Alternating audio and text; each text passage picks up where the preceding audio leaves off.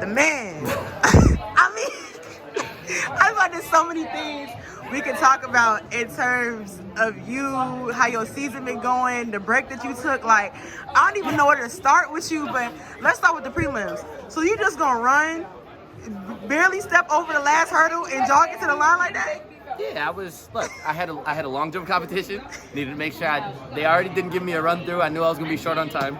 So it was, let's start our recovery a little early. That sounds crazy, but I wanted to get to the long jump runway and be ready to jump. I mean, I did what I needed to in hurdles. Did okay in long jump, but we were just out there having fun. I mean, but there's a medal around your neck, so we gotta be happy about something. I'm not one for, if I don't win, I lost. I mean, it really be like that for real, and I think that's why you are as successful as you are. Absolutely. Now, I also want to talk about how, everybody, I want you to know there's a lot of people that's pissed off that you're not on the environment finalist list. I want you to know that. I know there's a lot of people that was talking mess, but there's a lot of people on the other side of that too. And I just want you to talk about what that experience was like, seeing all of that, but being able to go out the next day, lock in, and run a win legal 12-9. Honestly, it was more so of, I just wanted the respect. I felt like I did a lot this year, but they gave me the respect for like 4 days, and it was like, yeah, get them up out of here. So, as soon as they did that, and seeing that people that are respected within the track world were like, nah, like, what are we doing? That was enough for me. I couldn't care less about being on that list no more, about being a finalist, because my goals are to be on this USA team and to go to Budapest next month. So being a Bowerman winner, that holds no weight to having Team USA on my chest. So. I mean, that's so true, because there's a lot of people who are GOATs in this sport that ain't never won the Bowerman, so it don't matter. Exactly. It don't matter. Now, a couple more things that I want to chat with you about. So there's another person who is built damn near just like you, Grant Holloway. Both of y'all is really big as hell, I'm not gonna lie.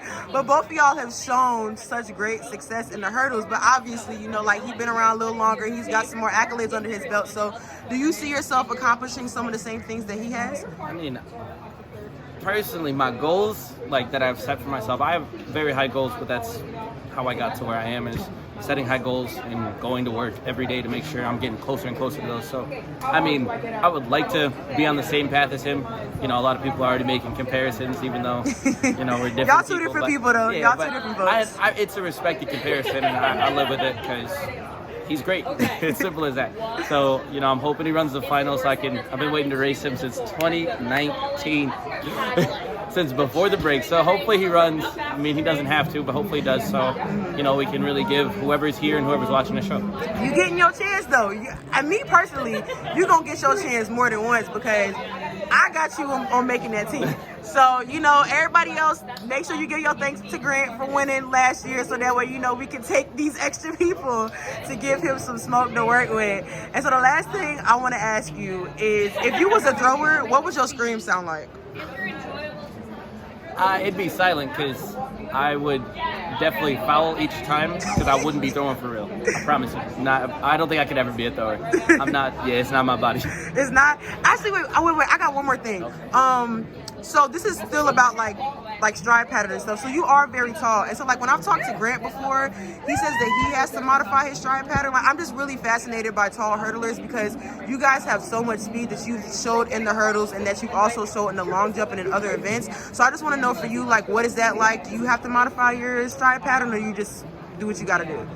That's kind of, so if we go back into my season when we were at Texas Relays, and I had a very good but bad race. That was the first part that I learned I needed to adjust my pattern, because I started moving in that race, and I think that would have been the first time we legally would have went sub 13, but because of me moving as fast as I was, I came up real hard on one of the hurdles, clipped it real bad, and all of a sudden I was in last place. So so that was the thing that we worked on all year, is making sure we're more aggressive off the hurdle so we can get into the pattern earlier and get into the next hurdle better, cleaner. It's something you got to deal with, whether it's windy, because I had that all season, whether you're actually just moving, or if you're not moving, you got to make sure you're adjusting regardless during all these races. So it's definitely a big thing for us. For sure. Congratulations, man.